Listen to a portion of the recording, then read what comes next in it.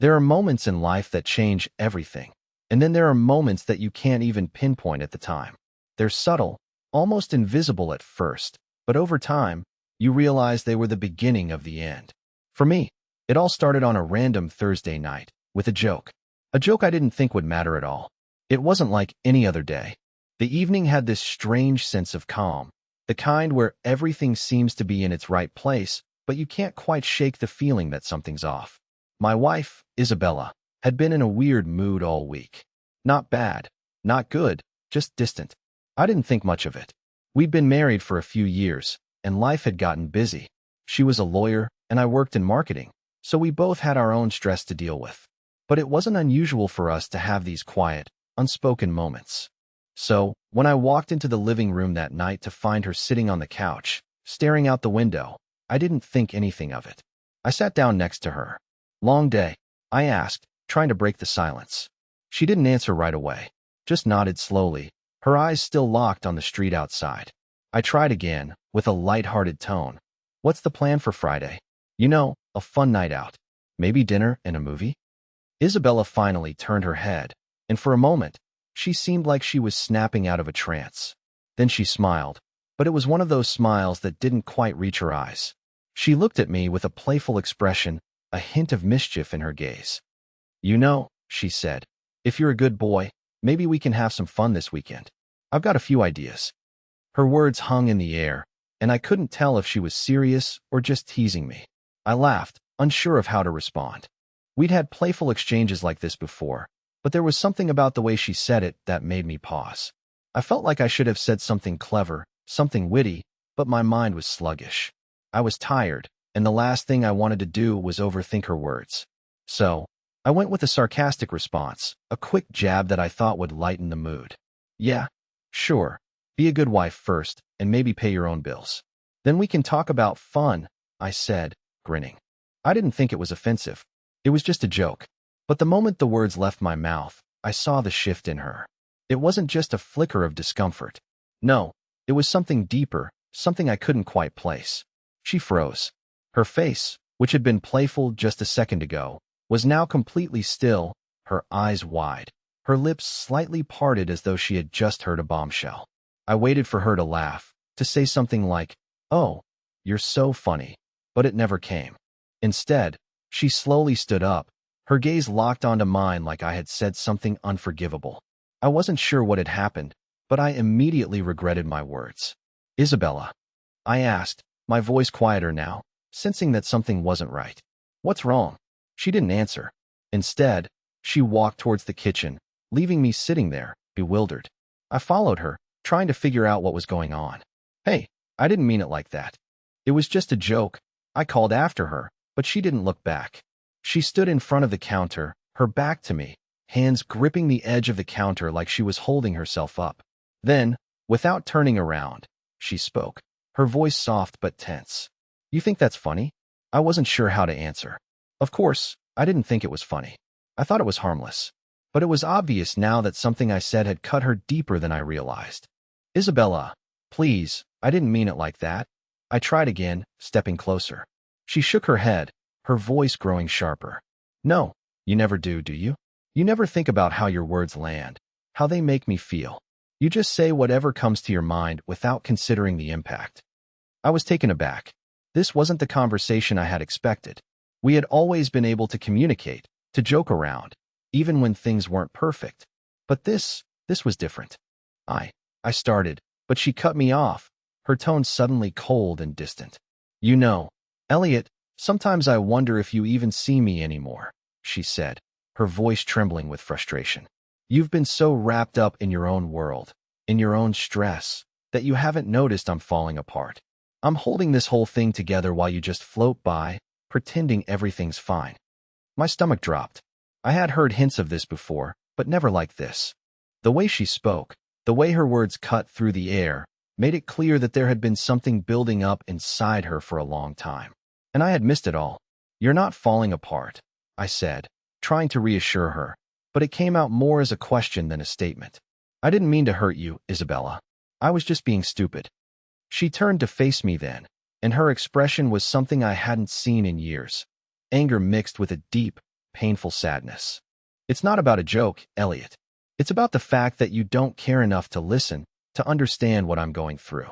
It's always been like that, hasn't it? You make jokes, you deflect, and you never once stop to think about what I need.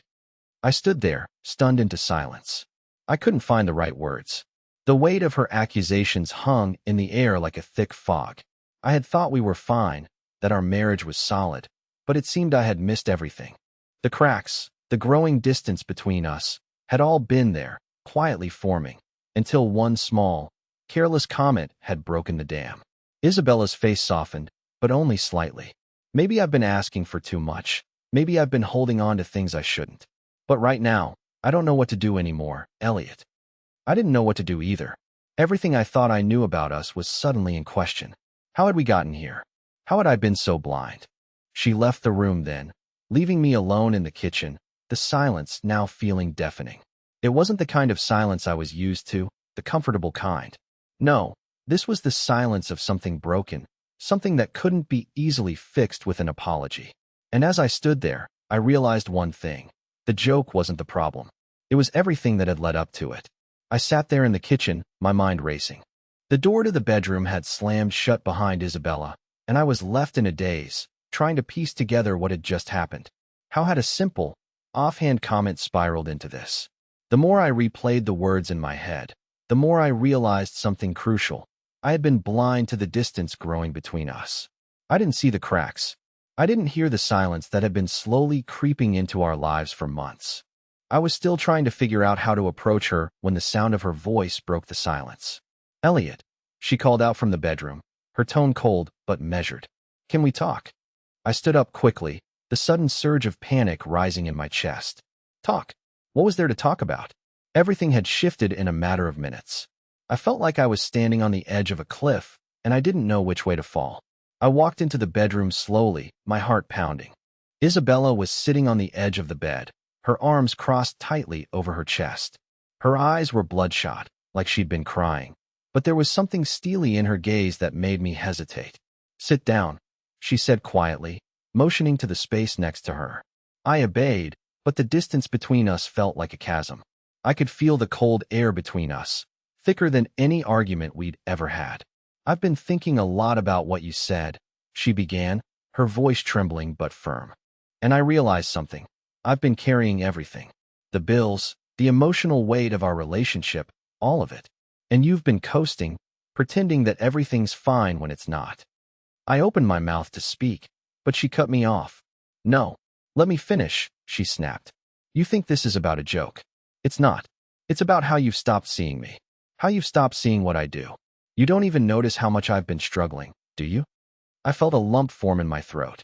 She was right. I hadn't been paying attention. I had gotten so caught up in my own life, my own problems, that I had failed to see hers. I had failed to see how tired she was, how much she was giving without asking for anything in return. And that made me sick to my stomach. I'm sorry, I whispered, the words feeling too small for the gravity of the situation. I never meant to make you feel invisible. She looked at me then, and for the first time in a long time, I saw the pain in her eyes. That's just it, Elliot. You didn't mean to, but you did.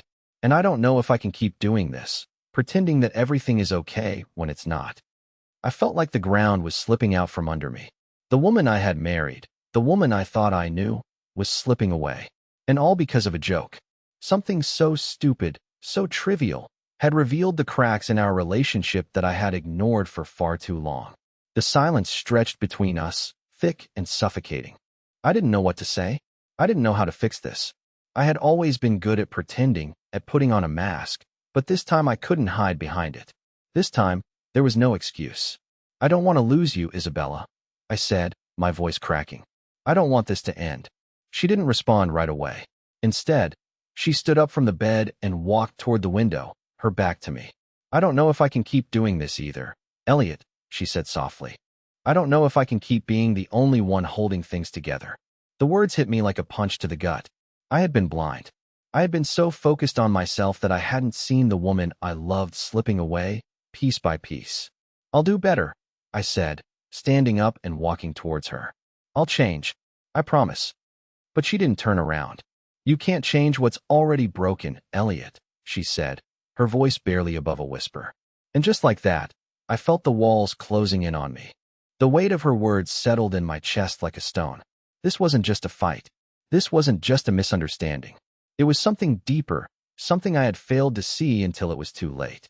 I stood there, unable to move, as Isabella stared out the window, lost in her thoughts. And for the first time, I realized something. I wasn't sure I could fix this. I wasn't sure I could save us. And as the minutes ticked by, I felt the distance between us grow wider, like a canyon I could never cross. But there was something else too, something that gnawed at me in the pit of my stomach. I had said that joke, yes. But deep down, I knew there was more to this than just one careless remark. The real question was I too late to fix it? The hours dragged on after that conversation, but it felt like we were stuck in the same moment, frozen in time.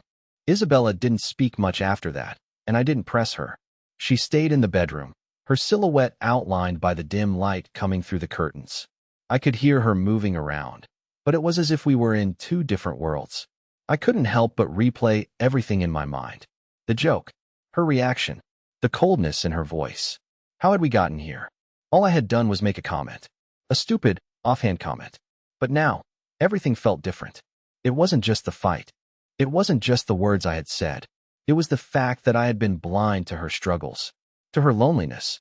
Around midnight, I couldn't stand the silence any longer.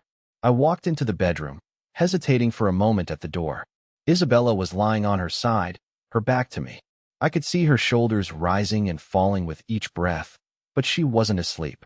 I stood there for what felt like an eternity, my mind a whirlwind. I wanted to reach out, to say something that would fix this, but I knew I couldn't just talk my way out of it. This wasn't about words anymore.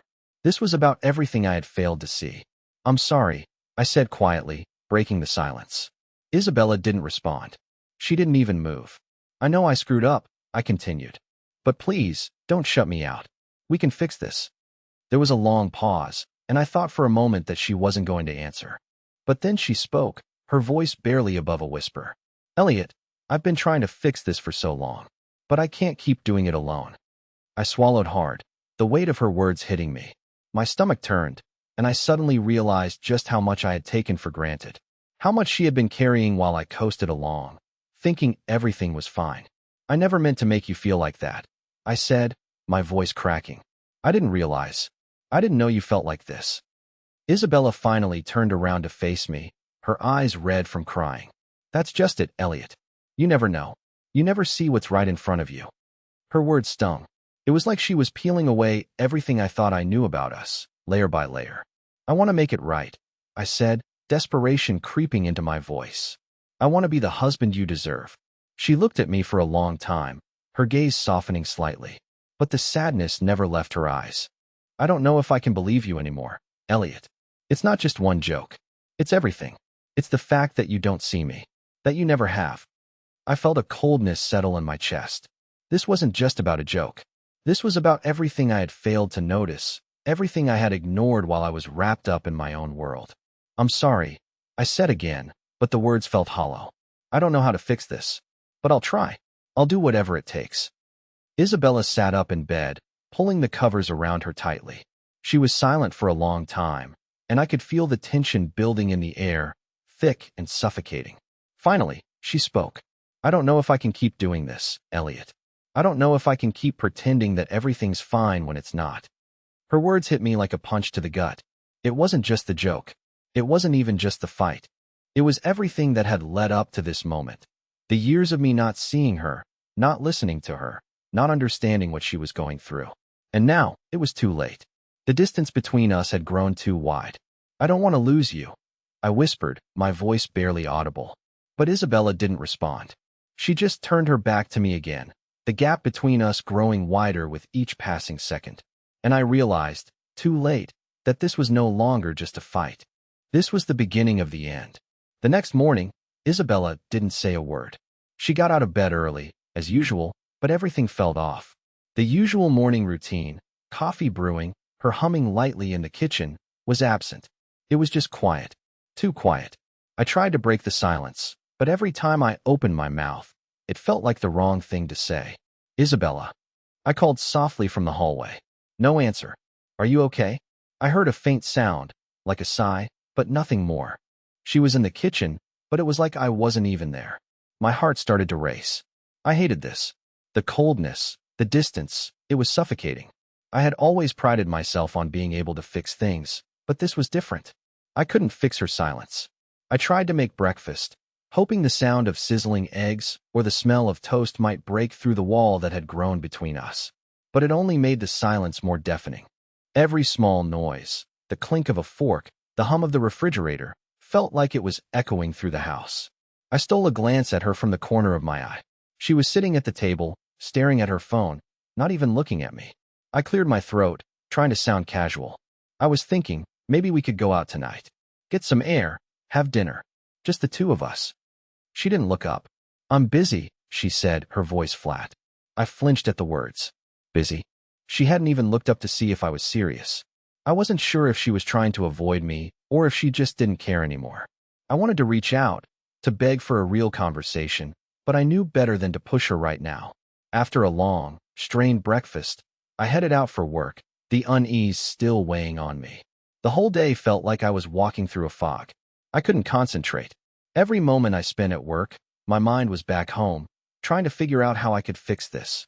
The longer I waited, the deeper the silence grew. I texted her throughout the day, nothing. I called, no answer. When I finally got home, the house was still eerily quiet. Isabella wasn't in the living room, and I could feel the tension in the air. I sat down on the couch, staring at the empty space around me. It felt like there was no way back from this. The joke had been stupid, but the fallout? The fallout was devastating. And then, just when I thought I couldn't stand it anymore, she walked into the room. Her face was pale, like she hadn't slept. Her eyes were red, but she didn't seem angry, just tired. I stood up, taking a cautious step toward her. Isabella, we need to talk. Her eyes flickered with a mix of exhaustion and frustration. I don't know what else to say, Elliot. I don't know if we can fix this. Her words were soft, but they cut through me like a blade. What do you mean? She shook her head, stepping back. You don't see it, do you? You don't understand. It's not just one stupid comment. It's everything. You've been so wrapped up in your own life that I've had to carry all of mine. All of it. And I'm tired, Elliot. I can't keep doing this. I can't keep pretending that it's okay when it's not. I could feel my chest tightening, my throat closing up. This wasn't just about the joke anymore. She was right. There had been too many moments like this, too many times I had missed what was right in front of me. But what could I say? What could I do now that I had pushed her this far? I didn't realize. I didn't know you were feeling this way, I said, barely above a whisper. Her eyes softened, but only slightly. You never do you? I wanted to say something to make it better, something to fix the gaping hole between us, but I couldn't find the words. She was right. I hadn't seen it. I hadn't seen how tired she was, how much she had been carrying on her own. I'm sorry, I said again, feeling the weight of the words. But I don't want to lose you. Isabella didn't respond immediately. She just stood there, looking at me. There was a deep sadness in her eyes, like she had already made up her mind. I don't know if I can do this anymore, Elliot, she said quietly. I don't know if I can keep pretending we're okay when we're not. Her words hit me like a punch to the gut. The realization that she might be done, that she might not want to try anymore, was more crushing than I could have imagined. I had spent so much time not seeing her, not hearing her, that now I was standing here, helpless to fix anything. The silence between us was heavy, and I could feel the world around me start to crack. I lay awake that night, staring at the ceiling, the silence pressing down on me like a physical weight. The room felt too small, as if the walls were closing in, suffocating me. The hours ticked by in the dark, but sleep wouldn't come. I kept replaying every moment of the day, every word she said, every look she gave me. Her coldness was like a shadow, hanging over everything. It had been a week since the argument. A week of silence. A week of me trying to bridge the gap between us, and Isabella pulling further away with each passing day. She didn't talk to me unless she had to. No more small talk, no more casual smiles.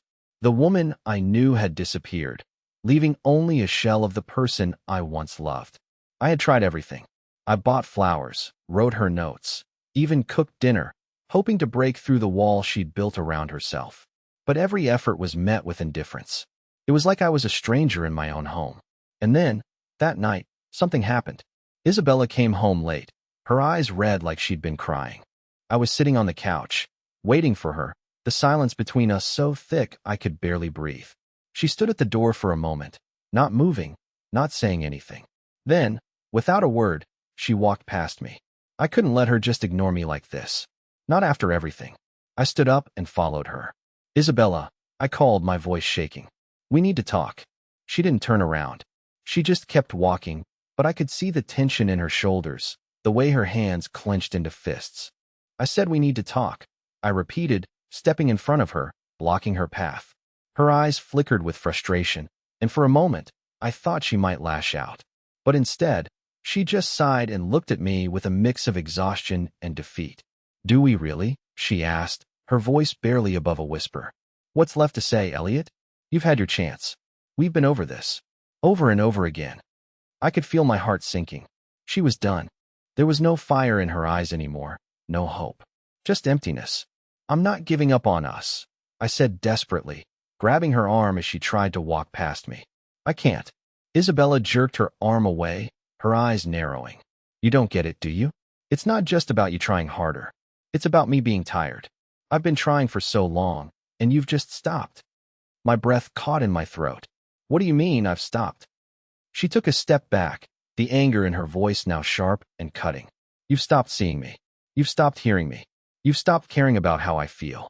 I've been invisible to you for months. The words felt like a slap, and I staggered back, my chest tightening. I never wanted that, Isabella. You have to believe me. She looked at me with disbelief. I don't know if I can anymore. And just like that, something inside me broke. I stood there, paralyzed, watching her walk away without looking back. Each step she took felt like a door closing, sealing me out for good. The silence that followed felt like a death sentence. I didn't know how to fix this. I didn't know if I could. The next few days were a blur. Every attempt to reach out was met with cold indifference. Isabella had drawn a line in the sand, and no matter how hard I tried, I couldn't cross it. I had never felt more alone. Days passed, and with each one, the distance between us only grew. Isabella became a ghost in our own home, a presence I could sense but couldn't reach. I tried everything, talking, apologizing, even leaving her space, hoping she would come to me on her own. But nothing changed. I could feel her slipping away, and I was powerless to stop it. One night, as I sat alone on the couch, I heard the front door creak open. I looked up and saw Isabella standing in the doorway, her coat still on, her face weary. She hadn't been home all day, and I wasn't sure if I was relieved to see her or terrified of what might happen next. Isabella, I said quietly, standing up. We need to talk. She didn't immediately respond. Instead, she just stared at me, her expression unreadable. For a long moment, we both stood there, the tension between us thick enough to cut with a knife. I felt like I was standing on the edge of a cliff, one wrong move away from losing everything. Finally, she sighed and stepped inside, closing the door behind her. I don't know what else there is to say, Elliot. I've told you how I feel. I've told you what's been missing. I can't keep going like this. The words hit me like a punch to the gut. I thought I had heard the worst already, but every time she spoke, it was like the ground shifted beneath me. I'm not giving up, I said, my voice firm but shaking. Not yet. I can't. She took a deep breath and looked at me, her eyes filled with a sadness that cut through me. You say that, but you don't understand. It's not just about one mistake. It's about years of me feeling like I'm invisible. Years of giving and giving, while you never noticed how much I was struggling. I stepped forward, feeling my heart race. I see you. I hear you. I do. Please, just let me prove it to you. Isabella shook her head slowly, her lips trembling as if she were holding back more tears. I don't know if you can anymore, Elliot. I don't know if I can keep pretending that things are okay. The air between us grew heavy. It was the truth hanging in the space between us, something I had been avoiding for so long. I had been blind, deaf to her needs, to her pain. And now, it seemed like there was no way to make up for all the time I had wasted. I'm sorry, I said, my voice cracking. I'm sorry for everything I've missed. For everything I've taken for granted. I don't know how to fix it. I don't know how to fix us. For a long time, Isabella didn't say anything. She just looked at me, her face soft but guarded. She was hurt, and I knew that no matter how many times I apologized, I couldn't take away the years of neglect, the moments I had failed her. Finally, she took a step back, and her voice was barely a whisper. I don't know if there's anything left to fix. Those words, those quiet, final words, felt like the world crashing down around me. It wasn't just the fight anymore. It wasn't just one moment in time. It was the realization that maybe we were already too far gone, and I hadn't realized it until it was too late. I'm not giving up on you, I said one last time, but even I wasn't sure I believed it anymore. Isabella didn't answer. Instead, she turned away, walking toward the bedroom without another word. I stood there, frozen in place, as the sound of her footsteps faded into the distance. And for the first time, I truly understood the gravity of what was happening. I was losing her, and I wasn't sure I could stop it. The silence in the house was deafening. And in that silence, I realized something. Sometimes, love isn't enough to save a marriage. Sometimes, all the apologies in the world can't fix what's been broken. The days that followed felt like they were stretched out of time, like nothing was real anymore. I couldn't sleep, couldn't eat. Every part of my routine felt hollow, like I was just going through the motions. I'd look at Isabella, but there was no warmth, no connection anymore. It was like we were strangers sharing the same space. I knew she was pulling away, but I didn't know what to do to bring her back. I kept thinking about the things she had said, the years of neglect, the ways I had failed her. I thought I understood, but every time I tried to fix things, it only seemed to make things worse. One evening, after a long day at work, I came home to find Isabella sitting at the kitchen table, a cup of tea in front of her. The house was quiet, too quiet, and I knew that this moment was coming. I could feel it, the point of no return. She didn't look up when I entered. For a moment, I stood there, watching her, my heart pounding in my chest. This was it, the moment where I either lost her completely or found a way to make things right. Isabella, I said, my voice trembling. Please, we need to talk. She set her cup down slowly, but didn't meet my gaze. I think we've talked enough, Elliot. The words stung more than I expected. It wasn't anger I heard in her voice, it was resignation, like she had already given up. I sat down across from her, desperate to make her see that I was trying, that I wasn't ready to lose her. I know I've messed up, I began, trying to steady my breath. But I don't want to lose you. I don't know how to fix everything, but I'll try. I'll do anything to make things right. She looked at me then, her eyes filled with a sadness I couldn't undo. You don't understand, she said softly. It's not about trying harder. It's about realizing what's been broken for so long. I felt my throat tighten, but I pushed on. Then tell me what to do, Isabella. What do you need from me? Her eyes welled with tears, but she wiped them away quickly, like she was trying to hold it all in. I don't think I can tell you anymore. I've been telling you for so long, and you never listened. It's too late for that now. My chest tightened, a sense of finality in her words sinking in. Please don't say that. I begged. Please. She stood up abruptly, walking toward the door. I'm sorry, Elliot. I really am. But I don't think there's anything left for us to fix. I wanted to reach for her, to pull her back, but I didn't. It was like I could feel the air between us thickening, the space between us growing too wide to cross. And as she walked out, I knew, I just knew, that this might be the last time we would share the same space, the last time I would ever hear her say my name like she meant it. The door closed behind her, and I was left standing there, alone.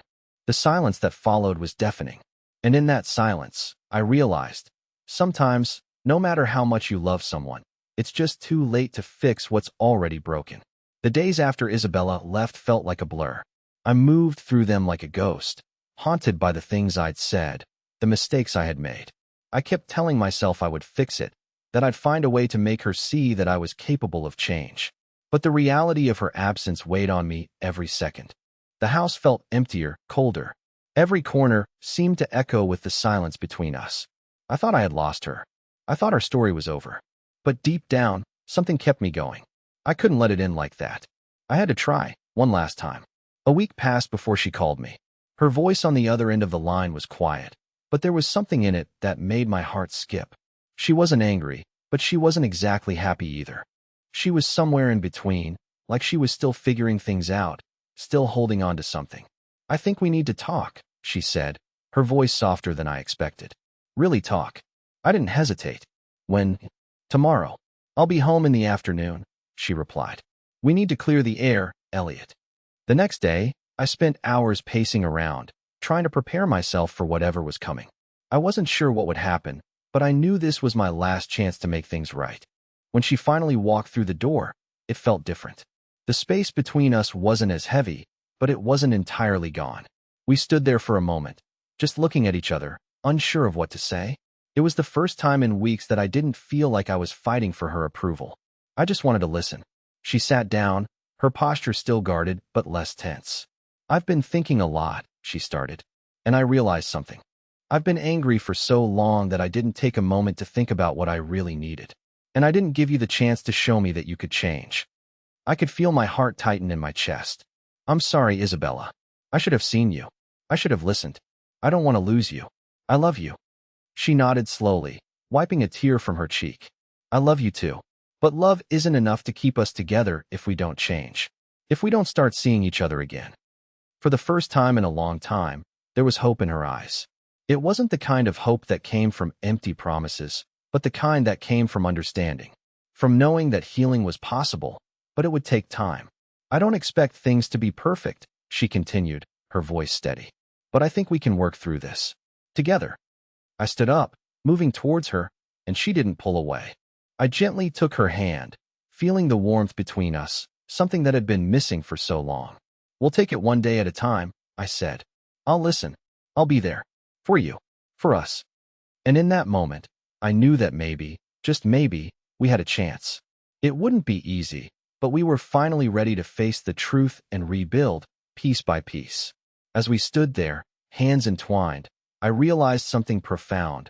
Love isn't just about being together when things are easy. It's about finding your way back to each other when the world tries to tear you apart. We had found our way back. And this time, we were going to make it work.